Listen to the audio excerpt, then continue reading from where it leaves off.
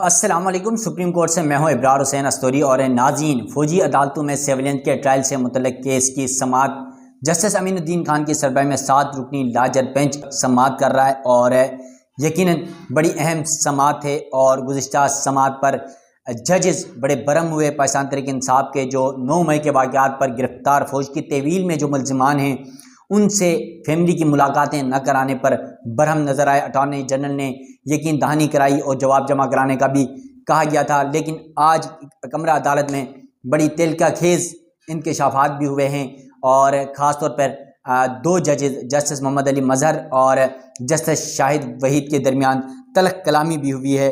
یقیناً یہ بڑا امپورٹنٹ کیس ہے اور ہر ایک شخص کی نظریں اس معاملے پر ہے، کیونکہ ججز جو ہیں وہ آپس میں ایک دوسرے کے ساتھ جو ہے وہ ان کے درمیان جملوں کا تبادلہ بھی ہو رہا ہے اور ظاہراً نظر آ رہا ہے کہ کون سا جج کس سائڈ میں کھڑا ہے، کس جج کے ساتھ کے حوالے سے وہ ان کے ریمارکس کیا بتا رہے ہیں۔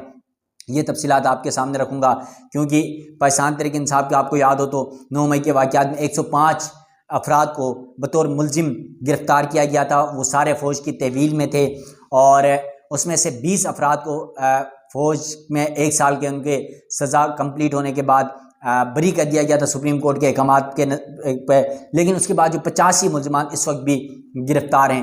اب ان ملزمان کے حوالے سے بڑی انتہائی دلچسپ اور دل خراش باتیں سامنے آ رہی ہیں، خاص طور پر گزشتہ روز جو حسان نیازی کے والد ہیں حفیظ اللہ نیازی، انہوں نے انکشاف کیا کہ ان کے بیٹے سے ملاقات نہیں کرانے دی جاتی ہے۔ پھر وکلاء نے یہ بھی انکشاف کیا کہ ملاقاتیں کرانے والی فیملیز کے ساتھ جو ان کے بچے ہیں، ان کے جو بھی شوہر ہیں یا جو بھی بھائی ہیں، ان کی جب ملاقات کرائی جاتی ہے ایک تو ان کے ہاتھ میں ہتھکڑیاں ہوتی ہیں، چہرے پر ماسک ہوتا ہے، یعنی اوپر سے کپڑا ڈالا ہوا ہوتا ہے، اس طرح ملاقات کرائی جا رہی ہیں۔ تو آج ججز نے بڑے خطرناک ریمارکس دیے ہیں، اٹارنی جنرل نے بھی آج اہم حقائق بتائیں، اور اس سے بڑی بات آج فوج کا ایک نمائندہ بھی سپریم کورٹ میں کمرہ عدالت میں پیش ہوا ہے اور اس نے بھی بڑی اہم باتیں بتا دی ہیں، ان سے بھی سوالات کیے گئے۔ ناظرین، آج جب سماعت شروع ہوئی تو اٹارنی جنرل منصور عثمان ایوان جو حکومت کی طرف سے ہیں وہ عدالت کے سامنے پیش ہوئے اور دلائل کا آغاز کیا، اور اس دوران جسٹس امین الدین خان جو اس بینچ کی سربراہی کر رہے ہیں انہوں نے کہا کہ زیر حراست افراد کے اہلخانہ سے ملاقات کیوں نہیں کرائی جا رہی ہے۔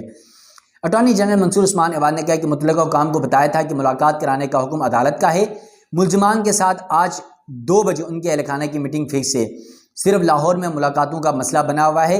حسان نیازی لاہور میں ہیں، متعلقہ حکام کو ملاقات کی تجویز دی ہے، اس کے طریقہ کار کو واضح کیا جا رہا ہے۔ اس کے علاوہ انہوں نے کہا کہ تسلیم کرتا ہوں کہ ملاقاتوں کا سلسلہ نہیں رکنا چاہیے تھا، آج 2 بجے زیر حراست افراد کے اہلخانہ سے ملاقاتیں کروائی جا رہی ہیں۔ اس کے علاوہ دوران سماعت جسٹس جمال مندوخیل نے کہا کہ اگر ملزمان سے تحقیقات مکمل ہو چکی ہیں تو انہیں اب جیل میں ہونا چاہیے، جن سے تفتیش مکمل ہو چکی ہے وہ جیلوں میں کیوں نہیں بھیجے گئے؟ تفتیش کے لیے متعلقہ اداروں کے پاس ملزم رہے تو سمجھ آتی ہے، تفتیش مکمل ہو چکی ہے تو ملزمان کو جیلوں میں منتقل کریں۔ اس کے علاوہ انہوں نے کہا کہ آپ کو انسانوں کی طرح ٹریٹ کرنا چاہیے، جس پر اٹارنی جنرل نے کہا کہ جیلوں میں منتقلی میں کچھ قانونی مسائل ہیں۔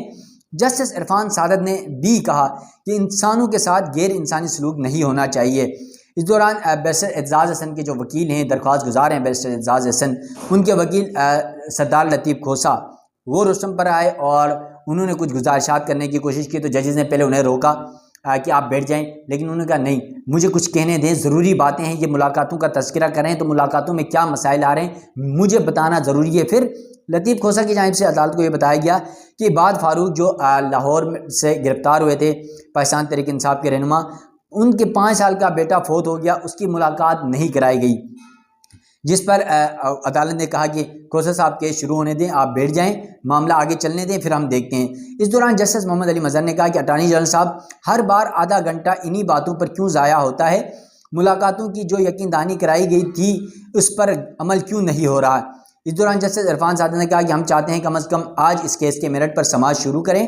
اٹارنی جنرل نے پھر میرٹ پر دلائل کا آغاز کیا اور دلائل پر آغاز کرتے ہوئے کہا کہ ملاقاتوں کا انہوں نے تذکرہ کیا اور پھر جو فیصلہ تھا سپریم کورٹ کا اس حوالے سے انہوں نے فیکٹس بتانے شروع کیے۔ تو جسٹس محمد علی مظہر نے کہا کہ اپیل میں عدالت نے اصل فیصلے میں غلطی کو دیکھنا ہوتا ہے، اٹارنی جنرل آپ کو ہمیں اصل فیصلے میں غلطی دکھانا ہوگی۔ جسٹس جمال مندوخیل کی جانب سے کہا گیا کہ اہلخانہ سے ملاقاتیں کرانے کے لیے فوکل پرسن کون ہے؟ ڈائریکٹر لا جو بریگیڈیئر عمران سپریم کورٹ میں یعنی 7 رکنی بینچ کے سامنے پیش ہوئے، اور اس دوران جسٹس جمال مندوکیل نے ان سے پوچھا کیا آپ 24 گھنٹے دستیاب ہوتے ہیں؟ جسٹس حسن اظہر رضوی نے کہا کہ بریگیڈیئر صاحب کیا آپ کے پاس تمام قیدیوں کے اہل خانہ کی فہرست موجود ہے جن کا بچہ فوت ہو گیا، ان کی ملاقاتوں کو ترجیح دی جائے؟ اس دوران جب سماعت چل رہی تھی، ججز کے ریمارک چل رہے تھے، وکلاء کے دلائل چل رہے تھے، تو جسٹس شاہد وحید اور جسٹس محمد علی مظہر کے درمیان جملوں کا تبادلہ ہوا۔ تو جسٹس شاہد وحید نے کہا آپ ہمیں غلطی دکھائے بغیر ہم سے نیا اور الگ فیصلہ چاہتے ہیں۔ اپیل میں جسٹس محمد علی مظہر نے کہا اپیل میں اگر کیس آیا ہے تو پھر سب کچھ کھل گیا ہے۔ جسٹس شاہد وحید نے کہا کہ یہ نقطہ نظر میرے ساتھی کا ہو سکتا ہے، میرا نہیں۔ اٹارنی جنرل سے جسٹس محمد علی مظہر نے مکالمہ کرتے ہوئے کہا کہ آپ کو ہمیں فیصلے میں غلطی دکھانا ہوگی اور ہم اپیل میں ہیں، آپ کو سن رہے ہیں۔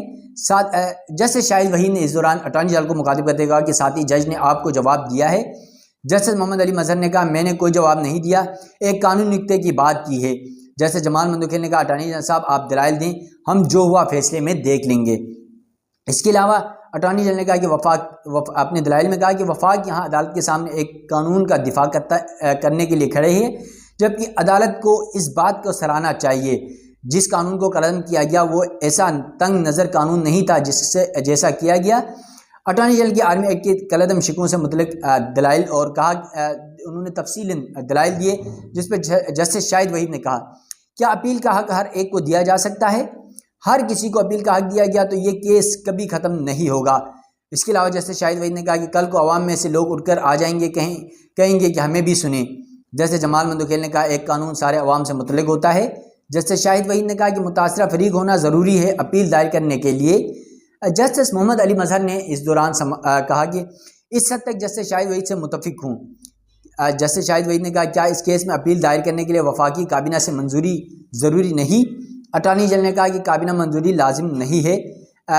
وکیل خواجہ حارث اٹارنی جنرل نے کہا کہ اٹارنی جنرل کی وزارت دفاع کے وکیل خواجہ حارث کے دلائل سننے کی استدعا، عدالت نے کوئی سوالات ہوئے تو میں موجود ہوں گا۔ وزارت دفاع کے وکیل خواجہ حارث روسٹم پر آئے اور پھر جسٹس امین الدین خان نے کہا خواجہ صاحب ایک دو چیزیں پہلے نوٹ کر لیں۔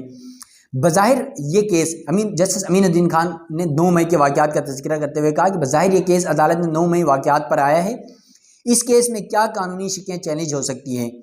اس دوران Faisal Siddiqui advocate video link کے ذریعے یہ کراچی سے پیش ہوئے اور انہوں نے کہا کہ میں نے متفرق درخواست دائر کر رکھی ہے کہ پرائیویٹ وکیل حکومت کی جانب سے نہیں آ سکتا۔ فیصل صدیقی نے مزید کہا کہ خواجہ حارث کے دلائل سے پہلے میری درخواست نمٹائیں ورنہ غیر مؤثر ہو جائے گی۔ جسٹس محمد علی مظہر نے کہا کہ پہلی بار تو نہیں ہوا کہ پرائیویٹ وکیل حکومت کی جانب سے آیا ہو، جبکہ عدالت کی عدالت کی بار اس پریکٹس کو حوصلہ شکنی کر چکی ہے، یعنی سپریم کورٹ بار یا پاکستان بار کونسل جو ہیں وہ اس طرح کی پریکٹس کی حوصلہ شکنی کر چکی ہیں۔ فیصل صدیقی یہ کہہ رہے ہیں۔ پھر فیصل صدیقی نے کہا پرائیویٹ وکیل کو حکومت کی نمائندگی کی اجازت نہ دینے کا فیصلہ چیف جسٹس قاضی فائز نے بطور جج دیا۔ فیصلے کے مطابق اٹارنی جنرل کے پاس متعلقہ کیس پر مہارت نہ ہو تو ہی نجی وکیل کیا جا سکتا ہے۔ اٹارنی جنرل کو لکھ کر دینا ہوتا ہے کہ ان کے پاس متعلقہ مہارت نہیں ہے۔ تو یہ کیس کی سماعت ہے، ججز کے ریمارکس چل رہے ہیں، وکلاء کے دلائل چل رہے ہیں، بیرسٹر اعزاز حسن کمرہ عدالت میں موجود ہیں، اس کے علاوہ لطیف پھوسہ کمرہ عدالت میں موجود ہیں، اور اس کیس میں بھی انتہائی اہمیت کا کیس ہے کیونکہ 105 میں سے 85 افراد اب بھی فوج کی تحویل میں ہیں۔ ان کو آپ کو پتہ ہے کہ کس طرح یہ 9 مئی کے واقعات کے بعد گرفتاریاں ہوئی، کیا کچھ ہوا۔ پھر جو 20 افراد جن کو رہا کیا گیا ان کو رہا نہیں کیا گیا، بلکہ وہ ان کی سزا مکمل ہونے کے بعد ان کو رہائی ملی، وہ بری نہیں ہوئے۔ اور آپ کو پتہ ہے 10 مہینے کچھ انہوں نے فوج کی تحویل میں کاٹا اور ان کا سال کی سزا تھی، تو 2 مہینے یا 1.5 مہینے وہ عید کی وجہ سے ان کو ریلیف دیا گیا آرمی چیف کی جانب سے، اور پھر وہ باہر آئے۔ اور اس کے علاوہ ان کے انٹرویوز بھی ہم نے دیکھے ہیں، خاص طور پہ جو راولپنڈی کے ہمارے ہی گلگت کے ایک ہیں چلاس کے، آپ کو پتہ ہے وہ کنٹونمنٹ میں ملازمت کرتے تھے، مدی اللہ جان صاحب نے ان کا انٹرویو بھی کیا تھا۔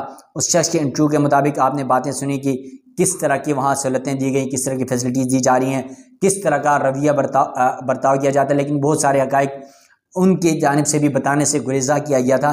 لیکن اب آہستہ آہستہ چیزیں سامنے آ رہی ہیں، جس طرح وکلا، جس طرح عباد تھے، ان کے بچے کی فوتگی ڈیتھ کے باوجود ملاقات نہیں کرانے دی گئی۔ تو یہ سارے مسائل موجود ہیں، دیکھتے ہیں کہ سپریم کورٹ اس فیصلے میں کیا کرتی ہے۔ اپنی میزبان ابرار حسین استوری کو دیجیے گا اجازت۔ اللہ حافظ۔